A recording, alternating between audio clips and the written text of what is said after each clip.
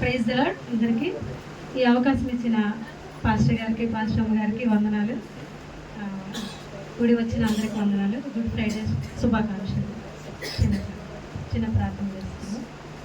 దేవ, గొప్ప దేవ, దూరదూరంలో మీరు చేసిన మేలుకు బట్టి స్తోత్రాలు చెల్లిస్తున్నాం దేవా. మా నిమిత్తమే ప్రభా మీరు సెలవులు కలిగి ప్రభా మా కోసం ప్రాణం పెట్టింటూ దేవా మీకే స్తోత్రాలు చెల్లిస్తూ ప్రభా మీ యొక్క మరణాన్ని మేము యొక్క జ్ఞాపకం చేసుకుంటుండగా మీరే ఉండి ప్రభా నడిపించి ప్రభా అందరి హృదయాల్లో మీరే నిజమైన దేవుడు అని తెలుసుకోవడానికి సహాయం చేస్తారని యేసుక్రీస్తునామమున అడిగి వేడుకుంటున్నాం తండ్రి.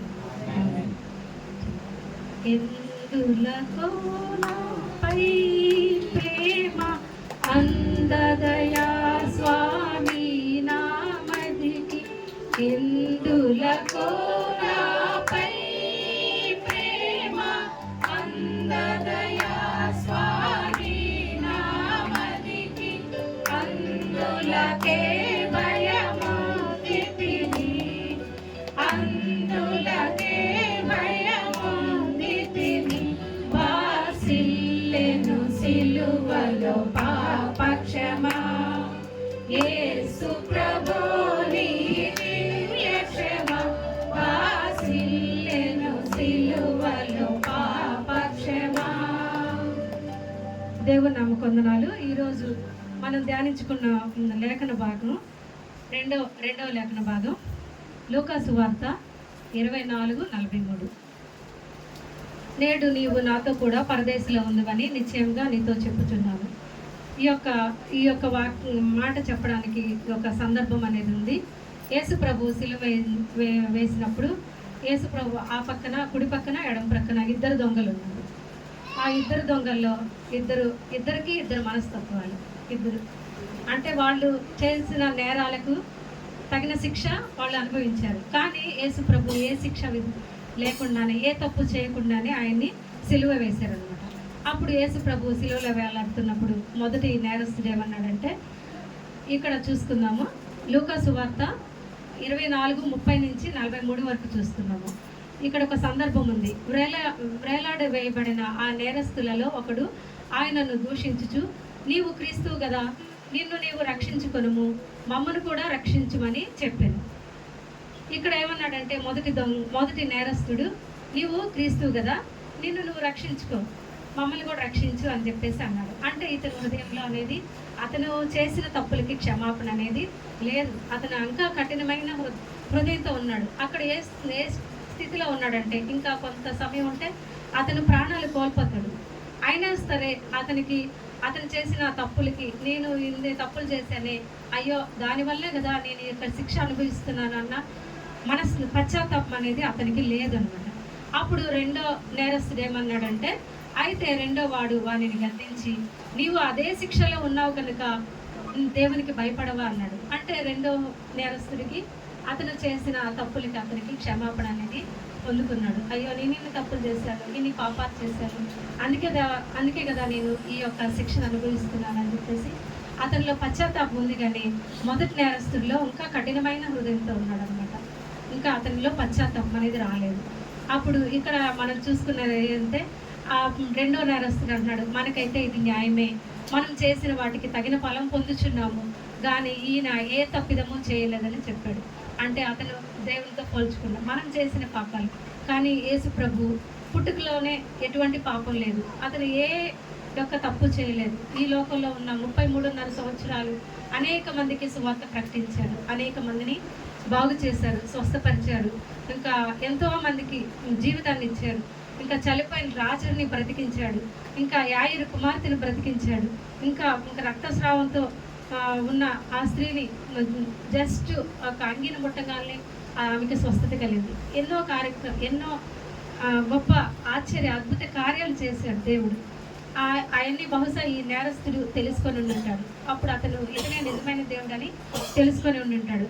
అందుకే అతను అంటున్నాడు, మనకైతే ఇది న్యాయమే, మనం చేసిన వాటికి తగిన ఫలం పొందుచున్నాం, కానీ ఈయన ఏ తప్పిదమో చేయలేదు, మన కోసమే దేవుడు బలయ్యాడు అని చెప్పేసి అతను చెప్తున్నాడు అనమాట. అప్పుడు చెప్తూ మళ్ళీ ఏమన్నాడంటే, ఇక్కడ మనం కొన్ని విషయాలు చూస్తాం.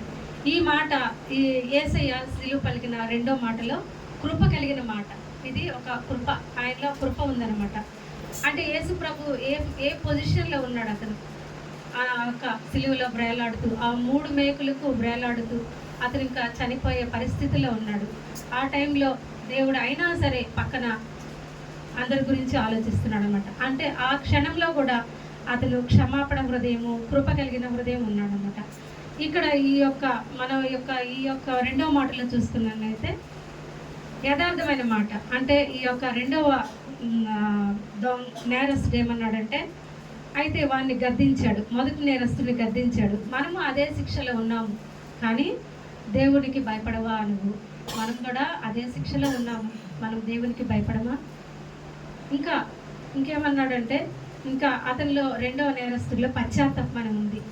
మనకైతే ఇది న్యాయమే, మనం చేసిన తప్పులకి, మనం చేసిన నేరాలకి ఇదైతే కఠినమైన శిక్షే, మనం పొందుకోవాల్సిన శిక్షే. కానీ ఈ యొక్క దేవునిలో ఎటువంటి నేరం లేదు, అయినా సరే ఇతను శిక్ష అనుభవిస్తున్నాడు. తర్వాత ఏం చేశారంటే ఆ రెండవ నేరస్తుడు ప్రార్థన తర్వాత నెక్స్ట్ విశ్వాసం. అతను ఏమన్నాడంటే, ప్రార్థన ద్వారా, కృప ద్వారా ద్వారం తెరవబడుతుంది. ఏమన్నాడంటే, ఆయనను చూచి, యేసు నీ రాజ్యంలోనికి వచ్చినప్పుడు నన్ను జ్ఞాపకం చేసుకోమన్నాడు. అంటే దేవునికి విజ్ఞాపన చేస్తున్నాడు అన్నమాట. ఏమన్నాడు? ఒక ప్రార్థన, రిక్వెస్ట్, దేవుని రిక్వెస్ట్ చేస్తున్నాడు.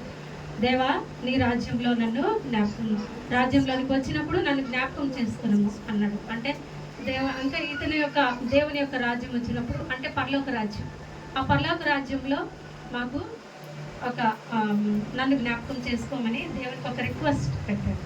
ఆ రిక్వెస్ట్ ప్రకారం దేవుడు వెంటనే ఏమన్నాడు, అతని పాపాలన్నింటినీ క్షమించేశాడు. ఒక్కసారి అతను ఏ తప్పుదలు చేశాడో, ఏ పాపాలు చేశాడో మనకైతే తెలియదు, కానీ ఆ శిక్ష విధించినప్పుడు దేవుడు వెంటనే అతని యొక్క ప్రార్థన ఆలకించి అతనికి వెంటనే క్షమాపణ పొందాడు. వెంటనే ఏమన్నాడంటే, నేడు నీవు నాతో కూడా పరదేశంలో ఉండు అని చెప్పేసి వెంటనే ఆ యొక్క పరలోక రాజ్యాన్ని ఆయనకి అనుగ్రహించాడు. అంటే మనం ఏంటంటే, ఇప్పుడు మనము రక్షణ పొందుకోవాలంటే బాప్తిసం తీసుకోవాలి, పాపక్షమాపణ పొందుకోవాలి, యేసు ప్రభువు గురించి తెలుసుకోవాలి, పాపక్షమాపణ పొందుకోవాలి, ఇంకా మనము బాప్తిసం తీసుకోవాలి, అప్పుడే పరలోక రాజ్యంలోకి వెళ్తాం అనుకున్నాం. కానీ దేవుడు ఇక్కడ ఏంటంటే వెంటనే అతనికి పరలోక రాజ్యం అనేది అనుగ్రహించాడు. అంటే మనము ఎటువంటి పరిస్థితుల్లో ఉన్నా, ఇంకా మనకి బాప్తిసం తీసుకునే అవకాశం లేకపోయినా సరే దేవుడు మనకి దేవుని యొక్క రాజ్యంలోనికి మనకి స్థానం ఇస్తున్నాడు అనమాట. దేవుడు అంత గొప్ప రక్షణ భాగ్యము వెంటనే ఆ యొక్క రెండో నేరస్తుడికి ఆయన పాపాలన్నింటినీ క్షమించి వెంటనే దేవుడు ఆ యొక్క రెండో నేరస్తుడికి ఏమిచ్చాడంటే పరలోక రాజ్యంలో భాగ్యం ఇచ్చాడు. అయితే ఇక్కడ ఒక చిన్న సిచ్యువేషన్ చెప్తాను. ఒక ఇద్దరు అన్నదమ్ములు ఉన్నారనమాట, ట్విన్స్ ఉన్నారు. ఇద్దరు అన్నదమ్ములు ఒకే పోలికలతో ఉండేవాళ్ళు అనమాట.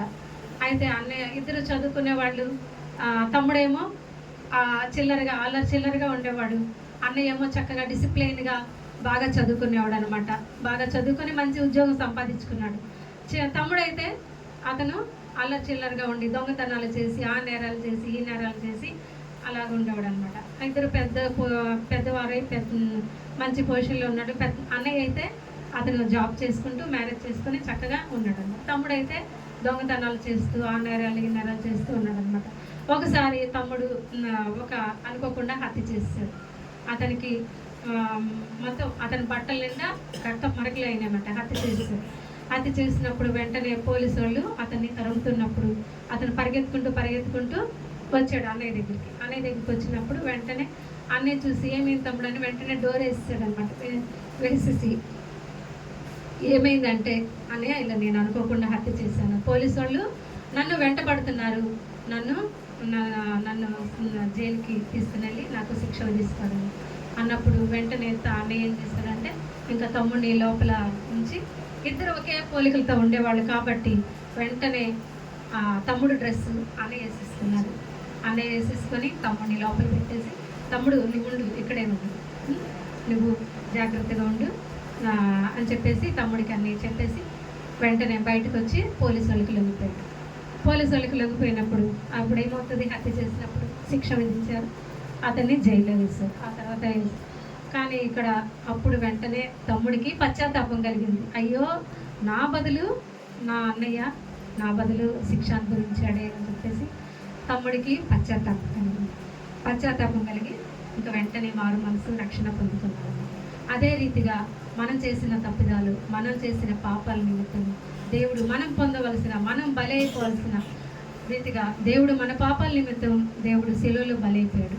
ఆయన పొందిన దెబ్బల ద్వారా మనకి స్వస్థత కలుగుతుంది. ఆయన పెట్టిన ప్రాణం ద్వారా మనకు రక్షణ కలుగుతుంది. అందరూ పరలోక రాజ్యంకి వెళ్ళాలని దేవుడు మా అందరినీ ఆహ్వానించుచున్నాడు. నా బిడ్డ ఎప్పుడు వస్తావా, నా దగ్గరికి ఎప్పుడు వస్తావా అని అందరినీ దినమెల్లా చేతులు చాచున్నాడు అనమాట. అందరూ రక్షణ పొందుకొని దేవుని రాజ్యంలోకి, పరలోక రాజ్యంలోకి, అక్కడ నిత్యము సంతోషము, నిత్యము సుఖం ఉంటుంది. అక్కడ ఏడుపు ఉండదు, ఏమి ఉండదు, ఇంకే బాధ్యతలు ఉండవు, హ్యాపీగా ఉండవచ్చు. ఆ యొక్క పరలోక రాజ్యంలోకి వెళ్ళాలంటే మనం ఏం చేయాలంటే మనం చేసిన తప్పిదాలను పాప క్షమాపణ పొందుకొని దేవునిని క్షమాపణ మారు మనసు రక్షణ పొందుకుంటే మనము నిత్య రాజ్యంలోనికి వెళ్ళగలం. దేవుడి వాక్యం